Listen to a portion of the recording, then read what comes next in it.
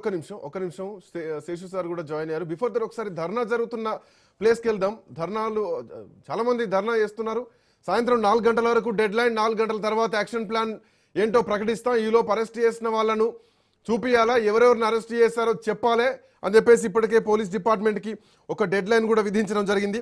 So 4 గంటల తర్వాత రాష్ట్ర వ్యాప్తంగా ఉన్నటువంటి బీసీ సంఘాలన్నీ కూడా యాక్షన్ ప్లాన్కు సిద్ధమవుతున్నాయి. ఇందాకే రాజ్ న్యూస్ విశారదన్ మహారాజ్తో కూడా మాట్లాడాం. ఎస్, యాక్షన్ ప్లాన్ తొందరలోనే ప్రకటిస్తాం, వీళ్ళ తమాషాలు ఏందో చూస్తాం అని చెప్పేసి మాట్లాడుతున్నారు. వాస్తవానికి తమాషాలే చేస్తున్నారు. 2 నెలల పసికందును కాలుతో తన్ని చంపేస్తే ఈ ప్రభుత్వం చేస్తున్నది తమాషాలే. బడుగు బలహీన వర్గాలు గుడికి దర్శనానికి పోతే 100 రూపాయలు ఇస్తేనే లోపలికి పంపిస్తా అంటే 100 రూపాయలు దేనికి ఇవ్వాలి, ఏ లెక్కన ఇవ్వాలి, రిసిప్ట్లు ఏమని ఇస్తారా అని అడిగినందుకు లా భాష వాడి ఆ మహిళల్ని ఎక్కడ పడితే అక్కడ ముట్టుకొని వాళ్ళను వేధించి, ఇందులో లైంగిక వేధింపు కూడా ఉంది, కులాలను దూషిస్తూ తిడుతూ వాళ్ళను గెదివేస్తే వాళ్ళు ఎక్కడో పోయి కూర్చున్నారు గుట్ట కింద. ఆ తర్వాత వాళ్ళ ఆయన రావడం జరిగింది. అంటే ఆ పాప వాళ్ళ తండ్రి ప్రశ్నించినందుకు లోపలి తీసుకెళ్లి 5 గంటలు కొట్టారంట. 5 గంటలు తెలంగాణ రాష్ట్రంలో అందరూ చూస్తుంటే ఆ గ్రిల్స్ కళ్ళ ముంగటే కనిపిస్తున్నాయి స్క్రీన్ మీద. 5 గంటలు దానిలో కొడుతుంటే చోద్యం చూసుకుంటున్నామా మనం. ముఖ్యమంత్రి ఏం చేస్తున్నారు, హోంమంత్రిత్వ శాఖ ఏం చేస్తోంది, పోలీసులు ఏం చేస్తున్నారు. 2 గంటల తర్వాత పోలీసులు వస్తే ఈలోపు ఆ ప్రాణం పోయింది తంతే. ఈ చావుకు ఎవరు కారణం, ఎవడు బాధ్యుడు? ఐ థింక్ జాజుల శ్రీనివాస్ గౌడ్ గారు కూడా ఉన్నట్టున్నారు. దీక్ష నుంచి ఉన్నారు అక్కడ, దీక్ష ప్లేస్ నుంచి ఉన్నారా? ఇందాక కనిపించినట్టు అనిపించారు. రైట్, ఒక్క నిమిషం వస్తాను, మీ దగ్గరకు వస్తాను. Seshu sir, good evening. Srikanth, జీవించే హక్కు లేదా తెలంగాణలో బడుగు బలహీన వర్గాలకు? చంపేస్తారా? ఏజ్తో సంబంధం లేకుండా తిరిగి కొట్లాడే శక్తి ఉంటే ఆ పాప బతుకునేమో, కానీ ఈ వ్యవస్థ మీద పోరాటం చేయలేక చచ్చిపోయింది, బలైపోయింది.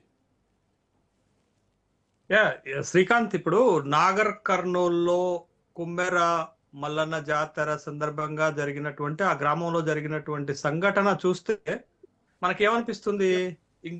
ఇంకా ఈ సామాజిక వ్యవస్థలో కింది వర్గాలపైన, బలహీన వర్గాలపైన ఎలాంటి అట్రాసిటీలు ఉన్నాయి అనేటటువంటి అంశం అయితే స్పష్టంగా మనకి కనపడుతుంది. బట్ దీంట్లో ఇంకొంచెం దుర్మార్గపు స్థాయి, అట్రాసిటీ స్థాయి పెరిగినట్లుగా మనకి కనపడింది. అసలు సభ్య సమాజంలో తగ్గుతుంటది, చదువు పెరిగినప్పుడు, సాంకేతిక పరిజ్ఞానం పెరిగినప్పుడు తగ్గాలి. కానీ ఇక్కడ క్రుయాలిటీ మరింత పెరిగినట్లుగా మనకి చాలా స్పష్టంగా కనపడుతుంది. అయితే ఈ ఈ ఇక్కడ ఈ సంఘటనలో కుమ్మెర మల్లన్న జాతరలో ఆ దైవ దర్శనానికి వెళ్ళినటువంటి సందర్భంలో అసలు వివాదం ఎక్కడ మొదలైంది అని అంటే, ఆ గుడి కమిటీ లేకపోతే తుకారాం రెడ్డి అనేటటువంటి ఆ గ్రామ సర్పంచ్ వాళ్ళు పెట్టినటువంటి నిబంధనలే కదా. ఆ గుడి ఏమైనా ఎండోమెంట్ లో ఉందా?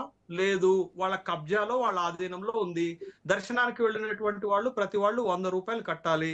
ఎందుకు కట్టాలి? ఏమైనా రిసిట్ ఇస్తున్నారా? గవర్నమెంట్ కు వెళ్తుందా ఈ సొమ్ము, లేకపోతే మీ సొంత ఖజానాకు పోతుందా అనే సందర్భంలో ప్రశ్నించినందుకు అక్కడ జరిగినటువంటి సంఘటనే కదా. ప్రశ్నించకూడదా, అడగకూడదా, అడిగేటటువంటి హక్కు రాజ్యాంగం, ప్రజాస్వామ్యం వాళ్ళకి ఇవ్వలేదా అనేటటువంటి ప్రశ్నలకు వాళ్ళు ఏం సమాధానం చెప్తారు? అడిగినటువంటి దానికి వాళ్ళు సహేతుక సమాధానం చెప్పకుండా, బహుశా నేను అనుకుంటున్నది ఏంటంటే, ఇటీవల గ్రామ సర్పంచ్ ఎన్నిక అయినటువంటి ఆయన పెద్ద ఎత్తున డబ్బులు ఖర్చు పెట్టుండొచ్చు. ఆ డబ్బులన్నిటిని మళ్ళీ తిరిగి రాబట్టుకోవడం కోసం ఇట్లాంటి టోకెన్స్ పెట్టి సొంత వ్యవహారం కింద దాన్ని నడుపుతున్నట్టుగా నాకైతే అనుమానంగా వచ్చింది. బట్ అది కూడా ఎలా ఒక కింది వర్గాలకు, మరి ముఖ్యంగా చాకలోళ్ళకు సంబంధించినటువంటి, రజకులకు సంబంధించినటువంటి ఆడపిల్లలు, మహిళల పట్ల వాళ్ళు వ్యవహరించినటువంటిది, వాళ్ళు అబ్యూజ్ చేసినటువంటి లాంగ్వేజ్. బట్ దాన్ని అడగటానికి గణేష్ అనేటటువంటి ఒక రజకుడు వెళ్ళిన సందర్భంలో అతన్ని పట్టుకొని ఆ కొబ్బరికాయల కొట్లో వేసి ఏ స్థాయిలో దాడి చేశారు. ఆ దాడి చేసిన సందర్భంలో వాళ్ళు బతిలాడుతున్న సందర్భంలో పాపము ఆ పిల్లతల్లి అయినటువంటి 2 క్రుయాలిటీ సార్, మరి విపరీతమైన క్రుయాలిటీ. ఇంత దారుణమైన క్రుయాలిటీ ఎవడు చూడాలి? చిన్నపిల్లల మొహం చూస్తే అయ్యో పాపం అంటారు. అదే చిన్నపిల్లని కాలుతో అన్నారంటే ఎంత దుర్మార్గమైనటువంటి వ్యవస్థ ఉంది. ఎవడి అండదండలు చూసుకొని వీళ్ళు ఇంత బరిదెగించి అటాకులు చేస్తున్నారు, కాళ్లతో తంతున్నారు, చంపుతున్నారు. ఈ ధైర్యం ఎవరు? యా, ఇప్పుడు సంఘటన తరువాత 3 అంశాలను మనం పరిగణలోకి తీసుకోవాలి శ్రీకాంత్. ఒకటి, సంఘటన జరిగిన తర్వాత పోలీసులు వ్యవహరించినటువంటి తీరు. పోలీసులు ఎవరికి ఫేవర్ గా ఉన్నారు? అక్కడ ఉన్నటువంటి సమ్ సెక్షన్ ఆఫ్ పీపుల్ కి ఫేవర్ గా ఉన్నారు. తర్వాత గ్రామ సర్పంచ్ కి ఫేవర్ గా ఉన్నారు. వాళ్ళు ఎవరికి సంబంధించినటువంటి బంధువులు? అక్కడ కొన్ని సంవత్సరాలుగా తిష్ట వేసుకొని ఒక సామంత రాజ్యాన్ని నడుపుతున్నటువంటి ఒక సామాజిక వర్గానికి సంబంధించినటువంటి వాళ్ళే. అది కూచుకుళ్ళ రాకేష్ రెడ్డి కావచ్చు, కూచుకుళ్ళ దామోదర్ రెడ్డి కావచ్చు, అంతకు ముందు ప్రాతినిధ్యం ఇచ్చినటువంటి మర్రి జనార్దన్ రెడ్డి కావచ్చు, అంతకు ముందు ప్రాతినిధ్యం ఇచ్చినటువంటి నాగం జనార్దన్ రెడ్డి కావచ్చు. అది వాళ్ళ ఒక సామ్రాజ్యంగా నడుపుతున్నటువంటి సంఘటన ఉంది. వాళ్లే పోలీసులను సరైనటువంటి సెక్షన్లు పెట్టకుండా, కేసులు కట్టకుండా నిందితుల పక్షాన వాళ్ళు మద్దతుగా ఉన్నటువంటి సందర్భాన్ని మనం చూసాము. అది రెండో అంశం. అయితే మూడో అంశం ఏంటది? ఇంత క్రుయాలిటీ జరిగినటువంటి సందర్భంలో 18వ తారీఖు నాడు సంఘటన జరిగింది. 2 రోజుల తర్వాత ఒక పసిపాప మరణించింది. ఒక బలహీన వర్గాలకు సంబంధించిన, ముఖ్యంగా రజకులకు సంబంధించినటువంటి కుటుంబాలపైన దాడి జరిగితే ముఖ్యమంత్రి సొంత జిల్లా శ్రీకాంత్ అది. మరి ముఖ్యమంత్రి ఎక్కడ స్పందించారు? ముఖ్యమంత్రి గారు ఇంత పెద్ద సంఘటన జరిగితే, తన సొంత జిల్లాలో ఈ సంఘటన జరిగితే బట్ స్పందించకుండా అక్కడ ఇలాంటి దుర్మార్గానికి పాల్పడినటువంటి వాళ్ళపైన కఠినమైనటువంటి సెక్షన్లు పెట్టకుండా, అరెస్ట్ చేయకుండా, పెద్ద ఇష్యూ అయిన తర్వాతనే సెక్షన్లు పెట్టారు. ఇష్యూ అయిన తర్వాత ఇప్పటికీ కూడా క్లారిటీ లేదు ఏ సెక్షన్లు వేశారు. నేను ఇందాక ధర్నా జరుగుతున్న ప్రాంతంలో బీసీ సంఘాల నాయకులు నాతో మాట్లాడారు. వాళ్ళ ఎఫ్ఐఆర్ కాపీ కూడా చూపిస్తారు. దానిలో ఏముంది అంటే అటెంప్ట్ టు మర్డర్ అని చెప్పేసి కేసులు ఫైల్ చేస్తున్నారు. మరి పాప చనిపోయింది కదా, అది మర్డర్ కాదు, మర్డర్ కిందకి రాదా? పోస్ట్ మార్టం రిపోర్ట్ వచ్చిన తర్వాత దాన్ని మర్డర్ గా చూపిస్తారంట. ఆ పోస్ట్ మార్టం రిపోర్ట్ ఏం చేస్తారో మరి. శ్రీకాంత్, ఒక్క విషయాన్ని గమనించాలా. ఇక్కడ జాతరలో గుడి దగ్గర శ్రీనివాసరెడ్డికి గణేష్ కి జరిగినటువంటి వాగ్వాదంలో గణేష్ అయినా శ్రీనివాసరెడ్డి తలకాయ బలగొట్టారని మొట్టమొదటి ఎఫ్ఐఆర్ చేశారు వీళ్ళు. మొట్టమొదటి కేసు బాధితుల పైన పెట్టారు వీళ్ళు. ఆ తరువాత ఇష్యూ సెన్సిటివ్ అవుతుంది, ఇష్యూ ఒక పసిపాప మరణానికి కారణమైంది అనుకున్నప్పుడు పోలీసు వర్గాలు సర్దుకొని ఈ విధమైనటువంటి సెక్షన్లు పెట్టడానికి ముందుకొచ్చారు. ఇప్పటికి కూడా తుకారాం రెడ్డి పైన కేసు పెట్టడానికి ఎందుకు వెనకాడుతున్నారు అని అంటే, అక్కడ ఉన్నటువంటి ఎమ్మెల్సీ మద్దతు ఉండటం, వాళ్ళ బంధువులు అవ్వటం. ఎందుకు ప్రభుత్వం ఇప్పటి వరకు దీనిపైన సీరియస్ యాక్షన్ తీసుకోలేదు? నా ప్రశ్న ఏంటి అనంటే, మహబూబ్ నగర్ లాంటి జిల్లాలో ఇలాంటి సంఘటనలు అనేక సందర్భాల్లో జరిగాయి. అక్కడ ఏ వర్గం యొక్క ఆధిపత్యం కొనసాగుతుందో, ఎవరి మీద కొనసాగుతుందో మనందరికీ తెలిసినటువంటి విషయమే. మరి ముఖ్యమంత్రి గారు సొంత జిల్లాలో ఇలాంటి ఒక సెన్సిటివ్ అంశం జరిగినప్పుడు ముఖ్యమంత్రి గారే స్వయంగా ఎందుకు జోక్యం చేసుకోలేదు? ముఖ్యమంత్రి గారు ఎందుకు పోలీస్ యంత్రాంగానికి డైరెక్షన్స్ ఇవ్వలేదు అనేటటువంటి ప్రశ్నకు ఏం సమాధానం చెప్తారు? అక్కడ బీసీ సంఘాలు వచ్చి అదొక ఇష్యూగా మార్చిన సందర్భంలోనే ఇది మొత్తం రాష్ట్ర వ్యాప్తంగా జరిగినటువంటి అంశం. ఇవాళకి శ్రీకాంత్ మనకి గ్రామీణ సమాజంలో ఎట్లా పిలుస్తారు శ్రీకాంత్? చాకలోడు, మంగలోడు, కుమ్మరోడు, ఒడ్డెరోడు, సాలోడు, ముత్రాసోడు, ప్రతి కులం వెనకాల, ప్రతి వ్యక్తిని పిలిచే వెనకాల డు అని పెడతారు. అట్రాసిటీ ఎక్కడుంది? ప్రతి పలుకులో అట్రాసిటీ ఉన్నటువంటి సందర్భాన్ని వాళ్ళ మనం చూస్తున్నాం.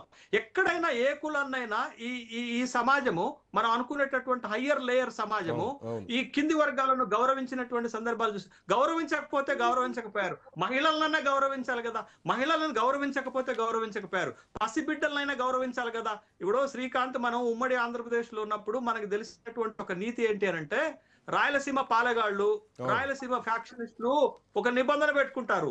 చిన్న పిల్లల్ని, ఆడపిల్లల్ని, పసిపిల్లల్ని చంపరాదు అనేటటువంటి ఒక నిబంధన పెట్టుకుంటారు. మహిళలను చంపరాదు అనే ఒక నిబంధన పెట్టుకుంటారు. అంతకంటే దరిద్రంగా చచ్చారు కదా వీళ్ళు, అంతకంటే దరిద్రంగా కనపడుతున్నారు కదా వీళ్ళు.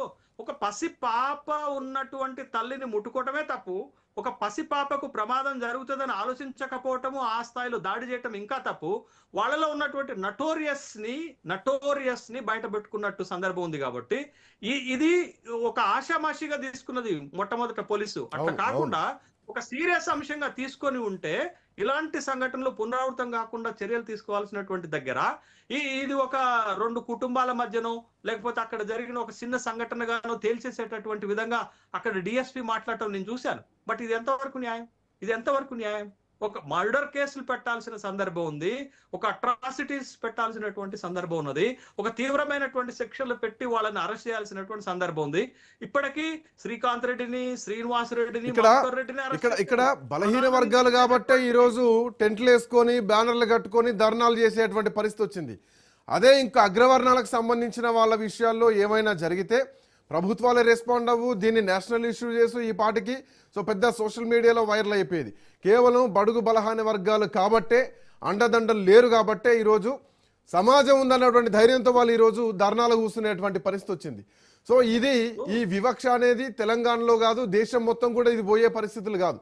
కానీ అరే అట్లీస్ట్ ఒక మర్యాద, ఒక గౌరవం, పచ్చి బాలింత కదా 2 నెలలు అంటే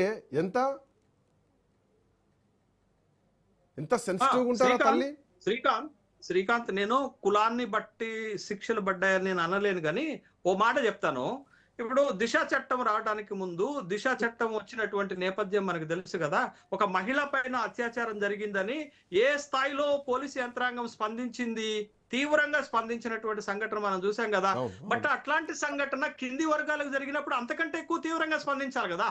నేను అనేది ఏంటి అనంటే, ఒక బలవంతుల పక్షాన లేకపోతే ఒక బలమైన సామాజిక వర్గాల పక్షాననే మీరు ఆ తీరుగా స్పందిస్తే చట్టము, బట్ బలహీన వర్గాల పక్షాన, కింది వర్గాల పక్షాన, ఏమీ లేనటువంటి వాళ్ళ పక్షాన పోలీస్ యంత్రాంగం కానీ, చట్టం కానీ, ప్రభుత్వం కానీ అంతకంటే తీవ్రంగా స్పందించాలి కదా.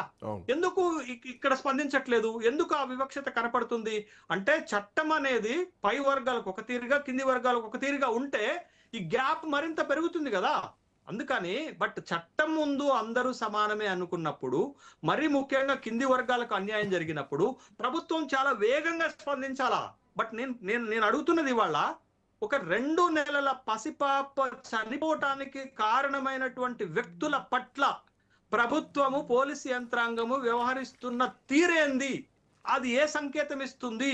మేమందరము రోడ్డెక్కేదాకా మీరు ఎందుకు స్పందించలేదు, ఎందుకు కేసులు కట్టలేదు అనే దానికి సమాధానం కావాలి. బట్ ఇవాళ 4 రోజులు 5 రోజులు ఇది జరుగుతుంది, తర్వాత మర్చిపోయేటటువంటి సంఘటన ఉంటుంది, మళ్ళీ ఇంకో సంఘటన వస్తే మళ్ళీ రియాక్షన్ వస్తుంది. అది కాదు కదా కావాల్సింది. బట్ ఏదైనా కంటిన్యూస్ ప్రాసెస్ కావాలి, ఒక పరిష్కారం కావాలి దీనికి. ఈ అట్రాసిటీలను నిరోధించేటటువంటి ఒక అంశం కావాలి. అందుకే మీకు మరి ఆంధ్రప్రదేశ్ లో ఇప్పుడే మొగ్గ తొడుగుతున్నటువంటిది, లేకపోతే ఇప్పుడిప్పుడే ఒక ప్రతిపాదన వస్తుంది. అక్కడ బీసీల రక్షణ చట్టం అనేది ఒకటి తీసుకొస్తున్నామని చంద్రబాబు నాయుడు గారు చెప్తున్నప్పటికి కూడా అది ఇంకా ఫంక్షనాలిటీలోకి రాలేదు. బట్ అట్లాంటి రక్షణ చట్టాలు తేవలసినటువంటి అవసరం ఉందా లేదా? నేను ఇందాక చెప్పాను కదా, 134 బీసీ కులాలు ఉంటే ఏ కులం వెనకాల డూ పెట్టకుండా ఏ ఊర్లో ఎవరిని సంబోధిస్తారో చెప్తే ఈ రక్షణ చట్టాలు లేకపోతే ఈ అడగటం అనేది బంద్ చేస్తాం మేము. బట్ ప్రతి కులం వెనకాల ఒక డూ అనేటటువంటి సంబోధన పెట్టేసి ఆ కులాలకు సామాజిక గౌరవం లేకుండా ఉన్న సందర్భంలో వాళ్ళని రక్షించటానికి ఇప్పుడు ఈ కుమ్మెర మల్లన్న జాతరలో ఆ మహిళల పట్ల మాట్లాడిన మాట ఏందండి? బోసిడి దాన అనే దగ్గర నుంచి మొదలు పెడితే వాళ్ళని ఎంత తిట్టాలో అంత తిట్టారు. బట్ ఆ మహిళలు బాధపడుతూ చాలా, ఇంకా ఇందాక నేను ఆ కుటుంబ సభ్యులతో కూడా మాట్లాడినా శేషు సార్, చాలా గలీజ్ మాటలు, చాలా దరిద్రమైనటువంటి మాటలు ఆ మహిళల్ని మాట్లాడారు. నేను పొద్దున పాప తండ్రితో కూడా మాట్లాడినా. ఐ థింక్ ధర్నా జరుగుతున్న ప్లేస్ లో వాళ్ళ తండ్రి కూడా ఉన్నట్టున్నారు. ఒక నిమిషం శేషు సార్, 1 సెకండ్. ఒకసారి ధర్నా జరుగుతున్న ప్లేస్కి వెళ్దాం. మీ పేరు